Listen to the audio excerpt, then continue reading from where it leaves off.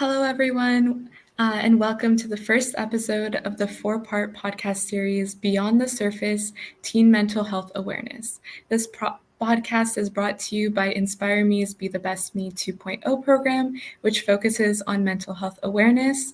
The podcast is meant to bring and promote awareness and also provide resources to reduce the stigma around mental health and normalize the conversation.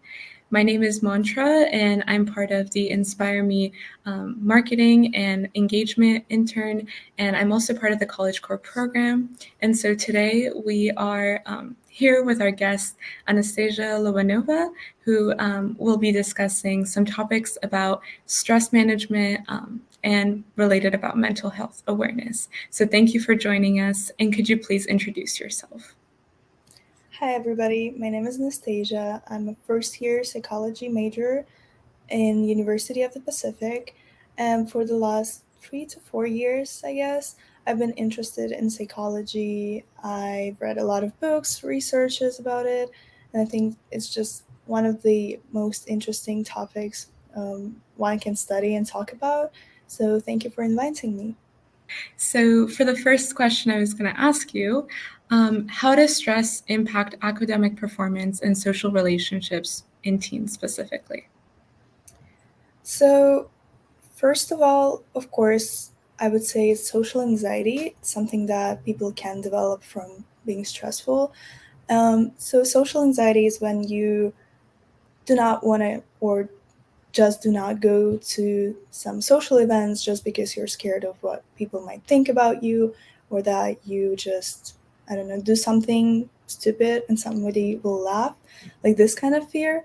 And at the same time, even if you don't have social anxiety, your stress may leave you with low energy level, even so you can be unable to even talk to your friends, spend time with them, which is also not really good for you. And when we talk about academics, of course, it's mostly test anxiety. When you actually know all the material, you're really good in the subject, but you still get low grades just because you feel stressed about writing the exam itself. Um, and yeah, they may be really unfair because you know that you know, but teachers only see your bad grades. But at the same time, I also wanted to mention that actually stress is not always something negative. Like every person has some level of stress. And in the in case when you're not stressed about, for example, an assignment, like at all, you won't even start it. So stress is actually useful for people. But the problems start when stress becomes like overwhelming and it takes too much energy from you and you cannot function with this level of stress. No, I agree. Stress can definitely be a good thing, but we have to make sure we're managing it so it doesn't get to that overwhelming point. Thank you so much. Our next question is, what are some effective stress management techniques that people can incorporate in their daily lives? So I would say if you need to relax at this specific moment, like for example, you are waiting for your test results and you're really nervous, breathing exercises are really good. There are a lot of them. You can Google maybe and find the one that works best for you, because actually there are a lot of them. If you have like smartwatch, they probably have some kind of breathing exercise. But the main point here is that you bring your attention from your mind and your thoughts to your body, how you're feeling in the moment, and just start breathing and yeah, feeling how your body moves when you breathe. And that will lower your stress a little bit. If you feel that your body is tense, like, I don't know, you just keep doing something with your arms, or you feel like some parts of your body are really tense, you can try relaxation techniques. Basically, you just need to tense muscles in one area of your body for like 5 seconds and then relax and go through your body, like starting from your feet and going to your head. Yeah, that would help you with this tension and also give you a little bit more like state of rest and a little bit less stress.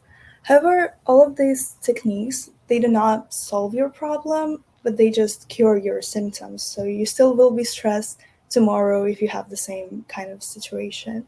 So, what I would recommend, of course, if you notice that you're stressed in a kind of situation that supposedly should not give you this amount of stress, like if you're just sitting in your classroom and you do not have any tests or exams, but you still feel that you're really stressed, maybe try thinking about why that happens or what gives you this stress, what specifically creates this kind of feeling for you, and then try to work with that because this will lower your stress like forever, not just in this specific moment. No, thank you again. I totally understand. Like in a moment, like having that time to reflect and kind of practice those like breathing and meditation techniques is really helpful.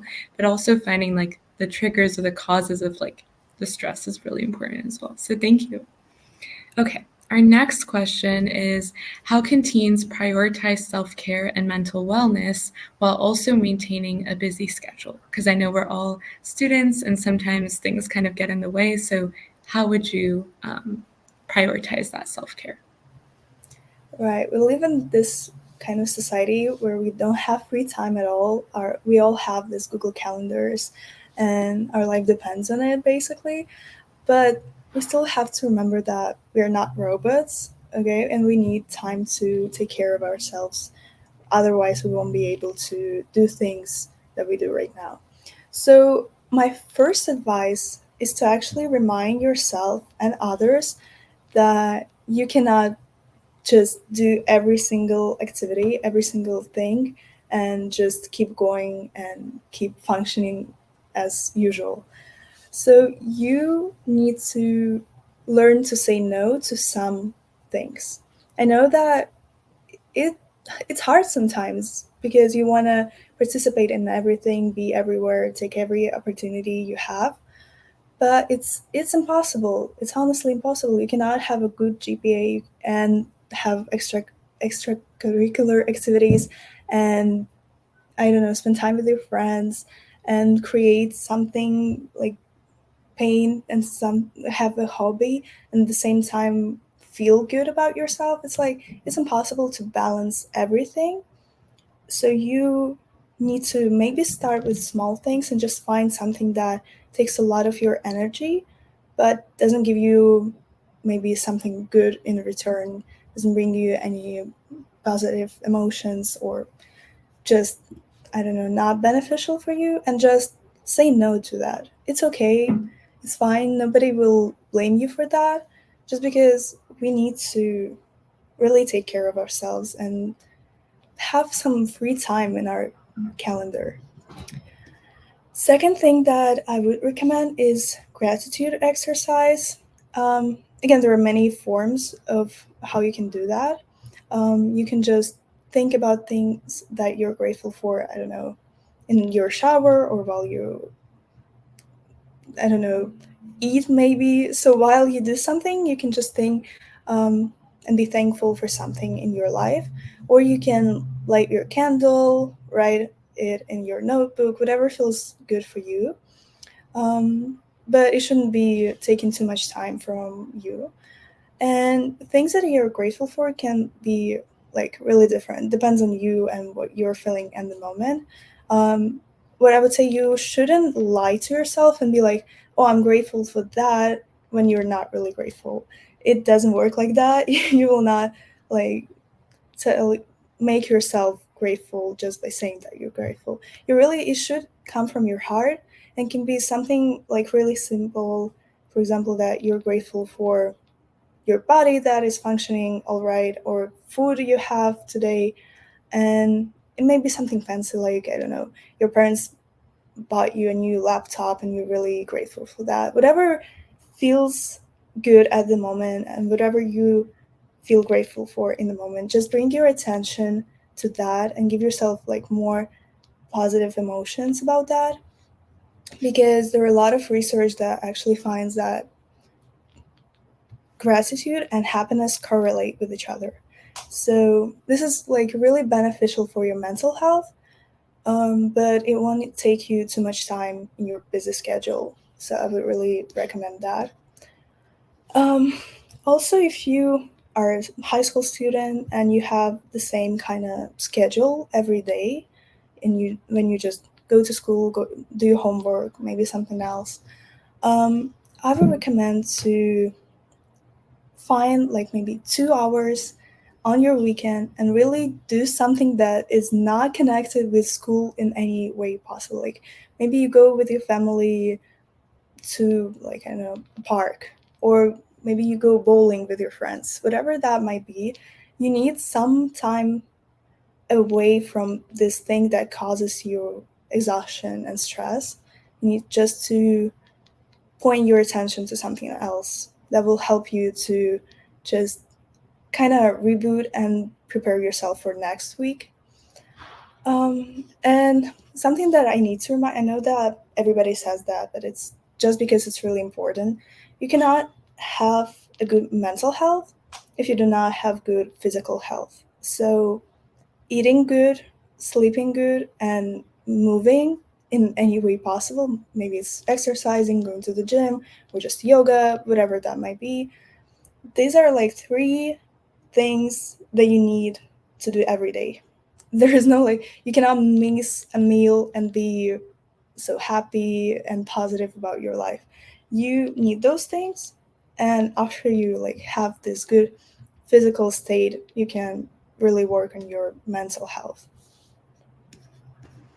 Thank you so much. There's a lot of things that were really helpful. I also find myself like from my own personal experience trying to practice gratitude and making sure I like recognize that and reflect it. And it really does like help with being more happy in a sense as well. And like also prioritizing your well-being and like getting out there, getting good night's sleep, all of that. So thank you so much. Okay. Our next question is, what role does resilience play in overcoming setbacks and building confidence? Of course, resilience is essential in overcoming any setbacks, failures, whatever it might be.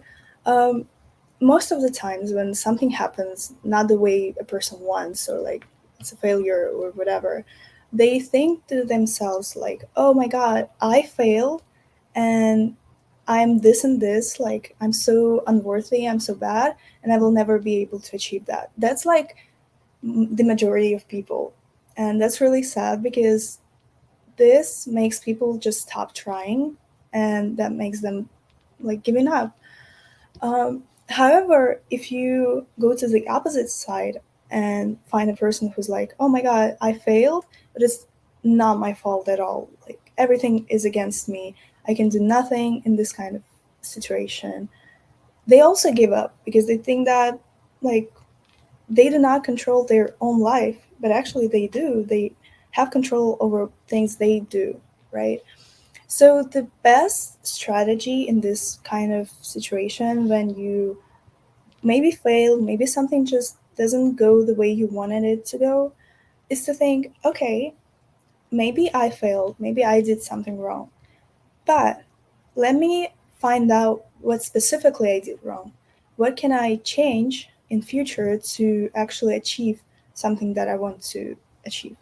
That is like resilience, and this is confidence in yourself because you know that you can change some things in your life. You can either just give up and you'll never achieve this, or you can try to analyze your experience that you have right now and find solutions that will actually get you to the point you want to be. So, yeah, next time you fail or something just doesn't go right, just remember about this. Just try to track your thoughts and actually think about what you're thinking. And just tell yourself that you can look at this whole situation from a different angle, and that will give you strength to keep moving on. And I don't know, try it again. And trying will give you so much more chances to actually achieve something you want rather than you just giving up and not even trying.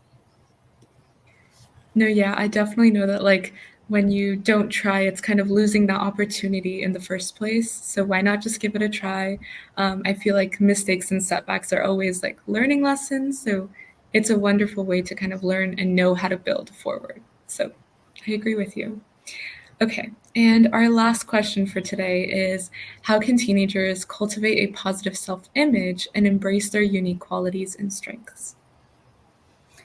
Yeah, I know that teenagers always, not always, let's say, but most of the time they struggle with their image, how they perceive themselves, because it's the period of time where you learn about yourself, you learn about others, and first thing that I will mention is social media, because nowadays every teenager has Instagram, TikTok, whatever that might be. But what we need to understand about social media is that it's either fake, like people create content to get more views, but they may do whatever they want with this video or photo, right? Or it's just the best moments of people's life. You rarely see someone being upset or crying or being angry in social media because they just don't post it. You don't post it, nobody posts it. So you need to remember that. And when you think that others' life is so much more interesting than yours and everybody is so much more beautiful than you, it's not really true because people just don't show their lowest in social media. Also, I know that teenagers might struggle with body image, again, because of social media, because of everybody showing their best or getting in this pose that will make you look more beautiful. Um, and what I would recommend here is, again, just remember that everybody is different. And again, if we go to gratitude exercise, if you have some problems, like you don't like how you look, just try to be thankful for what your body does. Just remember that every day is like, it takes you places, it helps you to move, it helps you to actually do the work you do. um, like, you have these abilities that maybe someone doesn't have, and just remembering that might help you. And if we talk about self-image in terms of like qualities that one possesses, I know that again teenagers might compare themselves to others.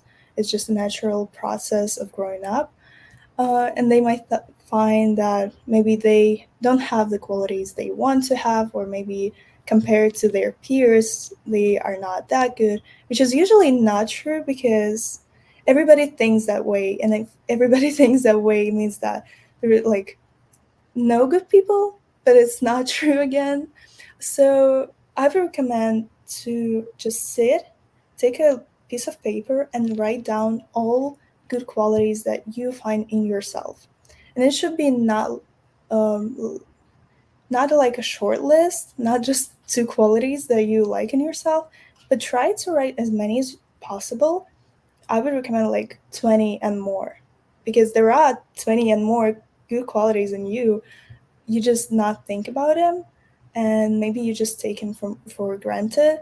So if you struggle doing that, like you cannot write even five good qualities, ask your friends, ask your family. They will help you and they will point out things they love about you and things that they find really good in your, and you will just see and start noticing how actually, like, how a good person you are. Like, people just forget to think about it, but everyone is a good person. Everybody is worthy.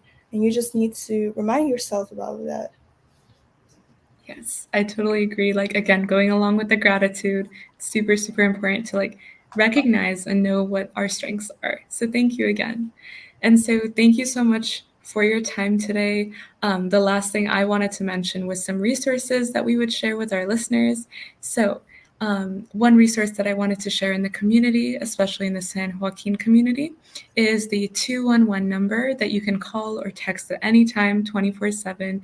And they provide resources in all different categories: mental health, financial resources, any like resources that you would need.